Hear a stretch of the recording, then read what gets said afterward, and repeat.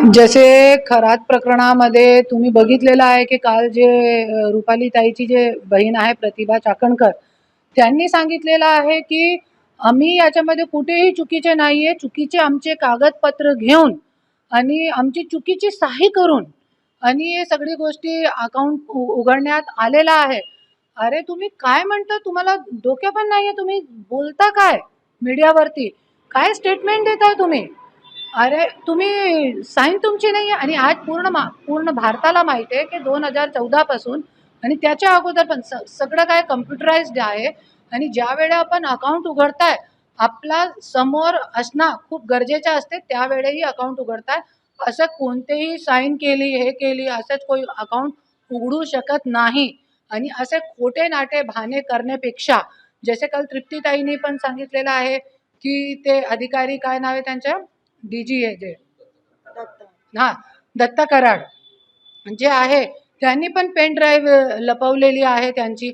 तो खरोखर आज तुम्ही बघू शकता खरात सारखा व्यक्तीला इतका मोठा करणं, हजारो कोटीची प्रॉपर्टी असणं, अरे एक ते संस्था काढली त्यांनी आणि खोटे कागदपत्र, हे सगळी गोष्टी जे आहे ते कोणतेही अधिकारीचे पाठबळ शिवाय कोणतेही मोठे आमदार मंत्री शिवाय होऊ शकत नाही आणि याची सखोल चौकशी होणं खूप गरजेचं आहे.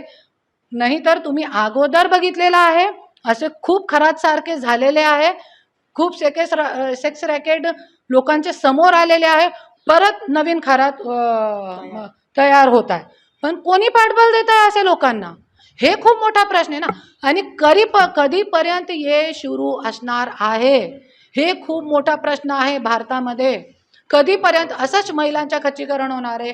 कधीपर्यंत असंच खरात सारखे, एक खरात जेलमध्ये गेला तर काय, एक आसाराम जेलमध्ये गेला तर काय, और आहे ना यांच्याकडे? क्योंकि तुम्ही बघितलेलं आहे की आज इतके मोठे मोठे मंत्री, आज देवाभाऊनी स्वतः 1.25 करोडची निधी त्यांना दिलेली आहे. कशाला दिली आहे? अरे तुम्ही शेतकरी लोकांना तो बी पण वाटप करत नाही, पण खरात सारखे लोकांना तुम्ही 1.25 कोटी देताय आणि 1.25 कोटी तो फक्त बोलण्यासाठी.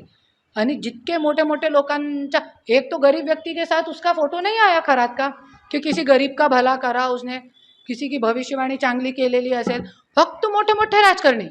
तो याच्यामध्ये खूप काही आहे आणि सगळं काही जे आहे उघडकीस व्हायला पाहिजे. कोण मंत्री आहे, कोण आमदार आहे, घराचा मेन आका कोण आहे ते शोधणं गरजेचं आहे. तेच मुद्दा आहे आपला की कसं होणार त्यांची चौकशी, कसं होणार?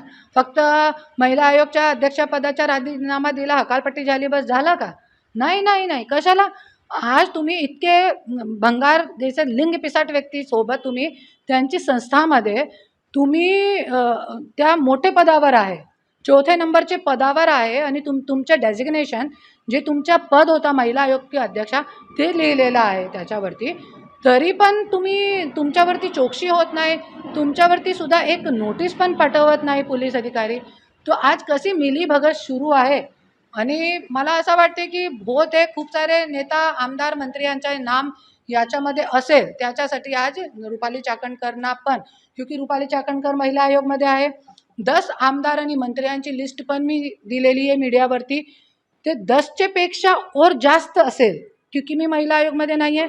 जे महिला आयोगमध्ये गेल्यानंतर माझ्याकडे आलेली आहे, त्यांनी मला सांगितलेलं आहे, त्यांचे पुरावे माझ्याकडे आहे.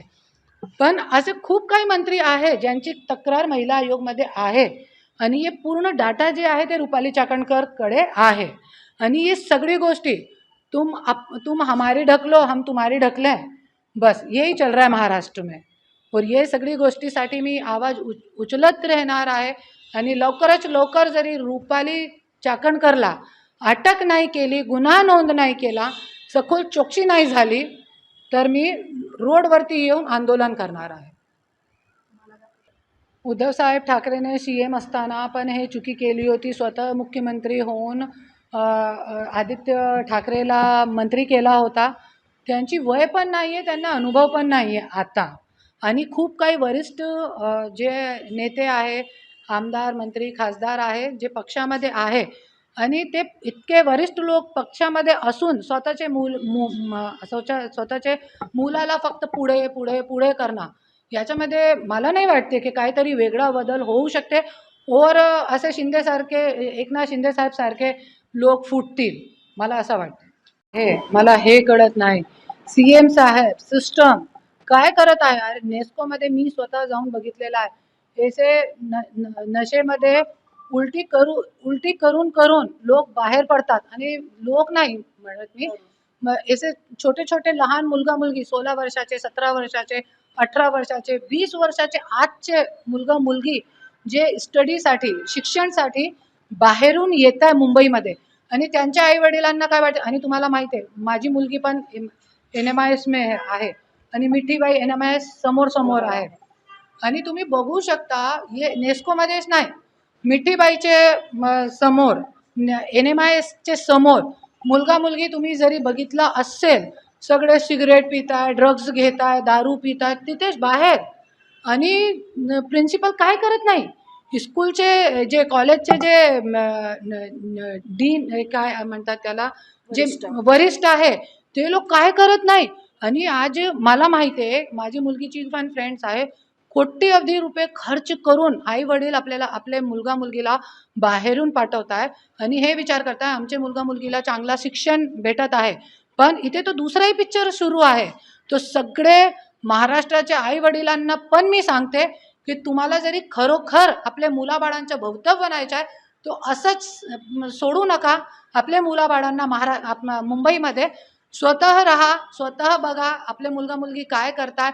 आणि कुठेतरी CM साहेबांना, पोलीस अधिकाऱ्यांना आणि महिला बाल विकास मंत्री अदिती तटकरेंना या गोष्टीवरती लक्ष देणं खूप गरजेचं आहे की कॉलेजचे बाहेर, आणि इथे कार्टर रोड आहे खारमध्ये, तिथे बाहेर खुलेआम ड्रग्ज विकतोय, खुलेआम गांजा विकतोय.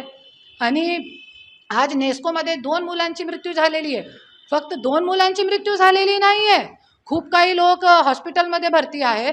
आणि याचे अगोदर पण दर दिवशी हर हफ्ते में 1-2 बार नेस्कोमध्ये खूप मोठे मोठे कॉन्सर्ट असतात.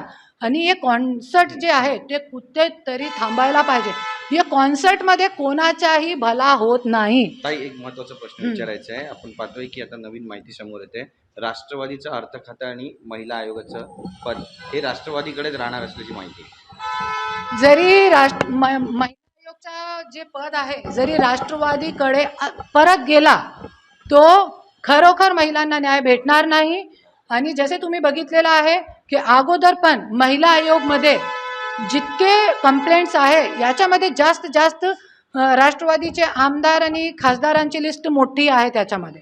तो कुठे न्याय भेटणार.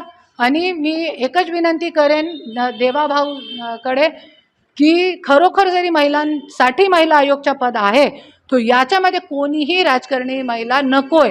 पूर्ण महाराष्ट्राची जनताची मागणी आहे. हे महाराष्ट्राची जनताच्या वतीने मी बोलते की राजकारणी महिला नकोय. आणि कोणती अशी समाजसेवी, कोणती साधीसुद्धा किंवा एक जज जे रिटायर्ड जज असते ते खूप चांगली राहील आपल्या महाराष्ट्रासाठी.